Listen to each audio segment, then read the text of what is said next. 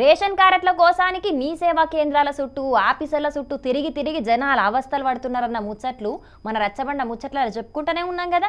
మొత్తానికైతే అట్లా అవస్థ పడేటోళ్లకు సీఎం రేవంత్ అన్న శుభవార్త చెప్పిండుల్లో. మరి ఆ శుభవార్త ఏందో తెలవాలంటే ఈ వార్త పురాగా చూడాల్సిందే. చూద్దాం పాండ్రి.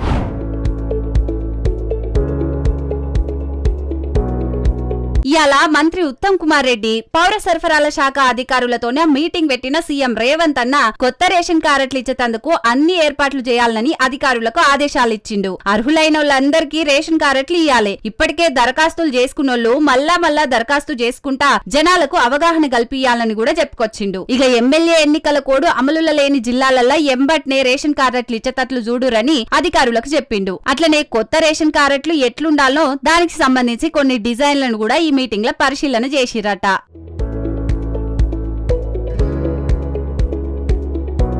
మొత్తానికైతే ఇప్పట్లా స్థానిక సంస్థల ఎన్నికలు జరిగే అవకాశం లేదు కాబట్టి ఎమ్మెల్సీ ఎన్నికల కోడ్ అయిపోగానే కొత్తగా దరఖాస్తు పెట్టుకున్న వాళ్ళందరికీ రేషన్ కార్డులు ఇస్తారన్నట్టు. మరిగా జనాలు రేషన్ కార్డుల గురించి మీరు ఆగం కాకుర్రి, దానికోసం సర్కార్ అన్ని తీర్ల చర్యలు తీసుకుంటున్నదని చెప్పబట్టారు కొందరు చేతిపాటి లీడర్లు. ఒకవేళ ఈ విడతల రేషన్ కార్డులు రాకున్నా మళ్ళా దరఖాస్తు పెట్టుకుంటే వచ్చేటట్టు చేస్తామని అంటున్నారు. సీఎం రేవంత్ అన్న మీటింగ్ పెట్టి మరీ రేషన్ కార్డులు జల్దీనే ఇయ్యాలని చెప్పిండు కాబట్టి ఎంత తొందరగా ఇస్తారో చూడాలి మరి.